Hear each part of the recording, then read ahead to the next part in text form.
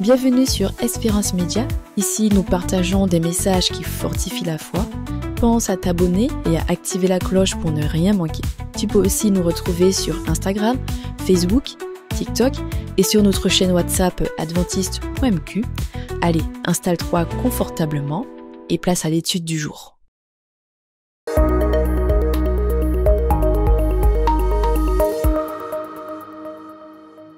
Mes chers frères et sœurs, chers amis, que Dieu vous bénisse en ce jour d'adoration et vraiment que nous puissions ressentir sa présence à nos côtés. J'espère que votre semaine s'est bien déroulée. En tout cas, nous avons eu, c'est vrai, des hauts et des bas, mais nous disons Dieu merci parce que nous sommes enfin dans ce jour d'adoration, ce jour de sabbat. Puissions-nous vraiment être à l'écoute de notre Dieu en ce jour qu'il a fait pour son peuple afin que nous soyons à ses pieds pour nous ressourcer non seulement physiquement, mais également spirituellement. Aujourd'hui, je voudrais parler avec vous sur le thème « Découvre quelle est ton armure ». Découvre, cher ami, quelle est ton armure. Alors, nous allons parler de l'histoire de David et de Goliath. En fait, cette histoire qui fait partie des histoires bibliques, à la fois les plus connues, mais également les plus méconnues. Pourquoi ? Parce qu'on considère généralement David, le petit David, comme étant un garçon inexpérimenté, qui va frapper miraculeusement le chevronné Goliath avec une pierre. Mais en fait, cette histoire, en réalité, est bien plus complexe. La principale raison pour laquelle nous regardons David avec une certaine pitié, c'est peut-être parce que nous tombons dans la même erreur que Goliath et également que le roi Saül. Prions ensemble. Seigneur notre Dieu, maintenant que nous sommes devant ta parole, s'il te plaît, nous t'en supplions que tu puisses maintenant déverser sur nous ton Esprit Saint. Et que tu puisses maintenant parler à nos cœurs à travers cette histoire biblique et que maintenant tu puisses nous instruire à salut. Au nom de Jésus, nous t'avons prié. Amen. Amen. Alors, mes frères et sœurs, chers amis, ce qu'il faut savoir, c'est que Goliath, en fait, va mettre Israël, le peuple d'Israël, au défi de lui envoyer un homme pour combattre dans un combat, dans une lutte au corps à corps.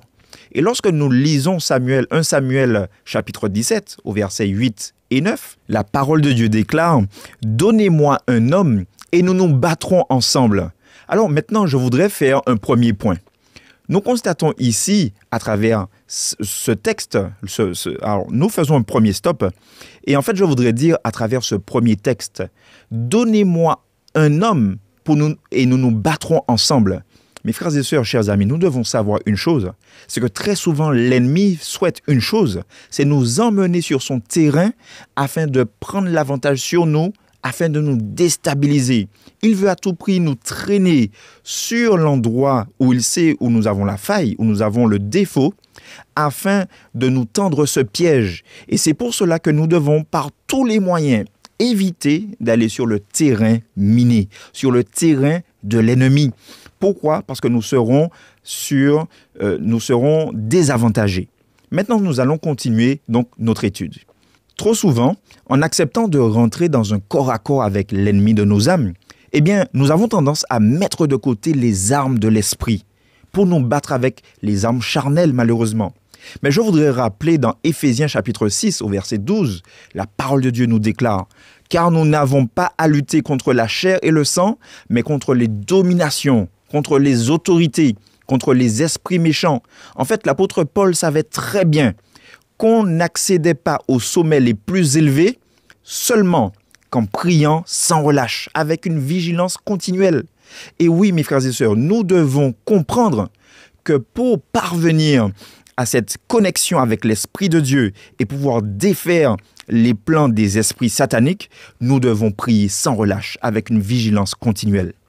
Je continue en disant que, en fait, les fidèles de Corinthe avaient besoin également d'une expérience plus approfondie des choses de Dieu. Et ils ne saisissaient pas entièrement ce que signifiait contempler sa gloire et devenir une nouvelle créature. Ils n'avaient pas capté que les premières lueurs de l'aurore, anticipées de cette gloire, étaient le fait d'être attachés à la parole de Dieu. Ainsi, lorsque le roi Saül est venu donc consulter David, il a constaté que ce petit garçon, ce petit David, était déterminé à combattre le géant. Et en fait, il va l'aider. Il va lui proposer son armure. Et voici maintenant la réponse de David à son roi, au roi Saül. Lorsque David, donc nous sommes dans 1 Samuel 17, au verset 39, la parole de Dieu va nous dire que David donc, a mis l'épée de Saül par-dessus ses habits et voulut marcher, car il n'avait pas encore essayé. Mais il dit à Saül, « Je ne puis marcher avec cette armure, car je n'y suis pas accoutumé. » Et il s'en débarrassa. Alors je voudrais faire une petite pause ici, mes chers frères et sœurs, chers amis, pour vous dire qu'il y a une autre traduction de ce mot que nous pouvons avoir pour dire que le jeune David n'était pas encore entraîné à marcher avec l'armure du roi Saül. Et tout simplement, mes frères et sœurs, la deuxième leçon que nous pouvons tirer de cette histoire, c'est que David avait appris à combattre avec ses armes, les armes que Dieu lui-même avait placées en lui. Trop souvent, nous aimons à regarder à droite et à gauche. Trop souvent, nous aimons à faire comme les autres, oubliant que nous avons reçu une mission qui nous est propre. Et le récit, donc nous continuons, et le récit, en fait, va créer l'attente de combat au corps à corps. Dans ce combat, on est toujours étonné parce qu'on pense que David va maintenant défier Goliath, mais dans un corps à corps. Mais David ne fait pas partie de cette catégorie de guerriers. En fait, nous devons savoir que les armées étaient composées de 3 catégories. Il y avait l'infanterie, c'est-à-dire des armes pour le combat direct de l'ennemi, donc le corps à corps. Il y avait également les armes donc il y avait aussi la cavalerie. Donc ici, il s'agissait d'assurer un renfort, une mobilité sur le front de bataille. Et puis, il y avait la 3e catégorie, la catégorie d'artillerie. Et donc, ici, c'était des guerriers qui avaient des armes produisant un impact violent, car ils n'étaient pas en fait en contact direct de l'ennemi, ils prenaient du recul pour pouvoir maintenant avoir un certain impact sur le front de bataille. Et donc, Goliath et Saül étaient des guerriers, on va dire, de catégorie d'infanterie. Mais David n'était pas de la même catégorie. David appartenait à une catégorie, donc il était de la catégorie de l'artillerie. Et donc, son talent n'était pas de se battre avec une épée au corps à corps, mais son talent était d'attaquer sa cible à distance. Et les frondeurs étaient si meurtriers qu'ils pouvaient à eux seuls anéantir toute une ville tout entière. D'ailleurs, on peut le vérifier dans 2 Rois au chapitre 3, le verset 25. La Bible en parle. D'ailleurs, Israël eut un groupe de soldats gauchers qui étaient vraiment expérimentés.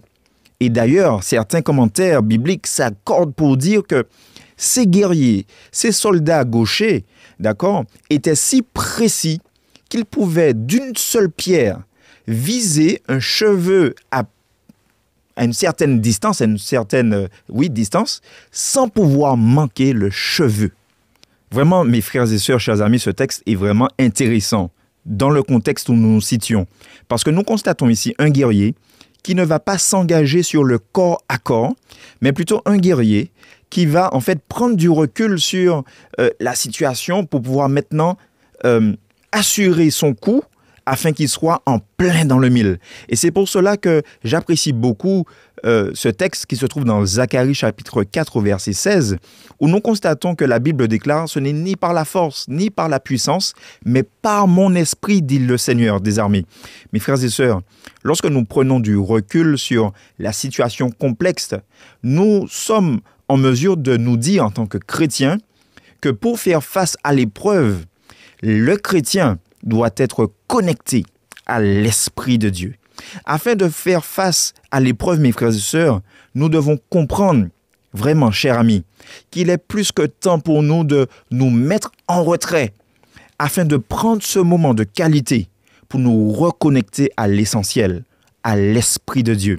Non, David n'a pas cédé en se mettant dans un combat tête baissée dans le corps à corps, mais plutôt, en tant que frondeur, David a pris du recul en tant que frondeur pour pouvoir maintenant lancer l'assaut, et c'est ce que nous allons voir dans un instant. Mon cher ami, tu dois savoir, tout comme David, que tu possèdes toi aussi des compétences, tu possèdes également des talents uniques afin de relever les défis de la vie, mais avec ton Seigneur Jésus. Comme cela est arrivé à ce jeune David, eh bien toi aussi sache que tu vas rencontrer souvent des personnes bien intentionnées qui voudront que tu affrontes la vie, mais selon leur schéma, selon leur point de vue, mais en fait qui ne correspondent pas à tes capacités, qui ne correspondent pas avec ton armure que Dieu t'a donnée, qui ne correspondent pas avec ton champ d'action. Et ainsi, tu pourras essayer, mais peut-être que tu ne pourras même pas marcher. Pour réussir dans la vie, en Jésus, il est nécessaire de se connaître soi-même et de connaître ce que Dieu veut, c'est-à-dire la volonté de Dieu dans ma vie, afin que nous ayons le courage d'affronter l'épreuve, mais bien sûr tout en restant connectés à l'Esprit de Dieu. Et en fait, le secret de David consistait à connaître ses forces, à connaître sa propre armure. Effectivement, il n'avait pas de lance, de bouclier, d'épée, toutes ces choses, mais il avait quelque chose qu'il maîtrisait. Alors la question c'est, as-tu déjà découvert quelle est ton armure? As-tu déjà posé la question à Dieu, mais comment tu veux que j'affronte les géants dans ma vie? Et Ésaïe chapitre 43 verset 18 va déclarer ceci: « Ne pensez plus aux événements passés, ne considérez plus ce qui est ancien. Voici, au verset 19, il est dit, voici, je vais faire une chose nouvelle, sur le point d'arriver. Ne la connaîtrez-vous pas? Je mettrai un chemin dans le désert et des fleuves dans la solitude. » Oui, je voudrais te dire, cher ami, que même si effectivement tu n'as pas encore détecté quelle est cette armure que Dieu souhaite que tu utilises sur le front de bataille, il te déclare ici qu'il va créer un chemin dans le désert. Le verset 20 d'Ésaïe continue en disant « Les bêtes des champs me glorifieront, les chacals et les autruches, parce que j'aurai mis des eaux dans le désert, des fleuves dans la solitude, pour abreuver mon peuple, mon élu. » Quelle belle nouvelle, quelle bonne nouvelle, quelle belle promesse de savoir que Dieu te donnera la solution à ton problème. Alors oui, dans la vie, nous rencontrons des difficultés qui sont multiples et variées. Mais il est celui qui crée un chemin dans le désert de ton problème. Alors mon cher ami, le Seigneur Jésus sait exactement quel est ton problème que tu rencontres aujourd'hui. Et c'est pour cela que l'abandon au Seigneur doit être total. Et si ton âme est vacillante, en proie aux luttes et aux doutes, je te conseille, par ce que nous voyons dans sa parole, de te livrer entièrement à ton Dieu, comme l'a fait David. Alors, elle sera mise, tu pourras être mis en contact direct avec les forces d'en haut, qui te permettront de triompher en Jésus. Le ciel, nous révèle la Bible, n'est jamais trop loin. Et en fait, Dieu a à cœur d'envoyer ses anges afin que nous puissions être épaulés dans toutes les épreuves et dans tous les besoins que nous éprouvons.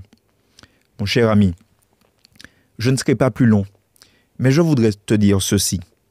Tout comme le roi David, qui était encore petit à l'époque, qui était encore un jeune homme à l'époque, et qui a osé affronter ce grand Goliath, où tout le monde le voyait déjà perdant d'avance, où il est resté fidèle à toute la préparation qu'il avait eue en amont, puisqu'il a dit lui-même qu'il a pu terrasser le lion et l'ours, etc., les bêtes féroces, parce qu'il avait la capacité de manier à la perfection la fronde. C'est un frondeur, David.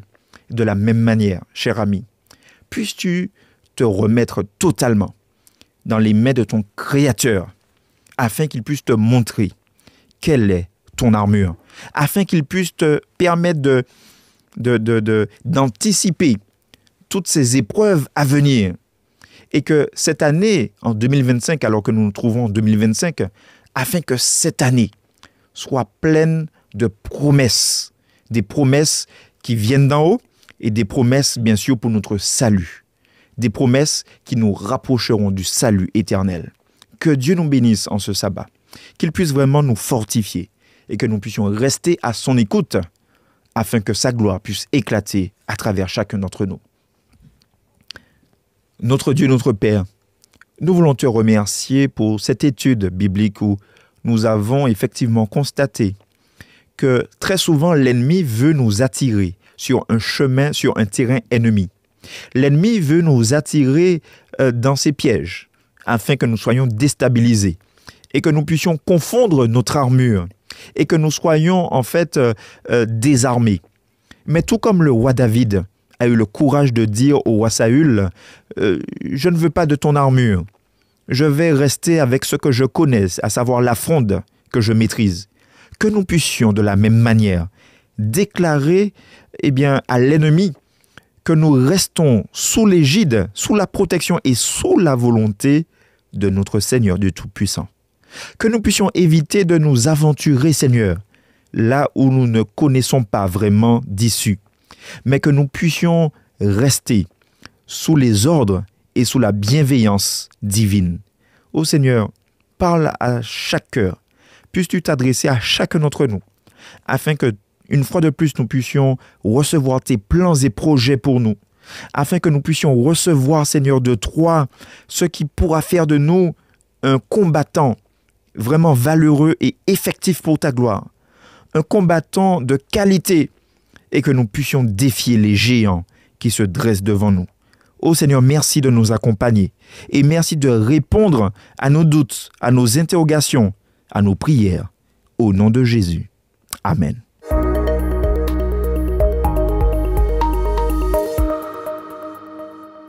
Si ce message t'a encouragé, touché ou même inspiré, partage-le avec quelqu'un qui en a besoin. Laisse-nous un commentaire, on se fera un plaisir de te lire et de te répondre. Retrouve-nous aussi sur Instagram, Facebook, TikTok et sur notre chaîne WhatsApp adventiste.mq. Et bien sûr, abonne-toi pour ne rien rater. À très bientôt et surtout, prends soin de toi.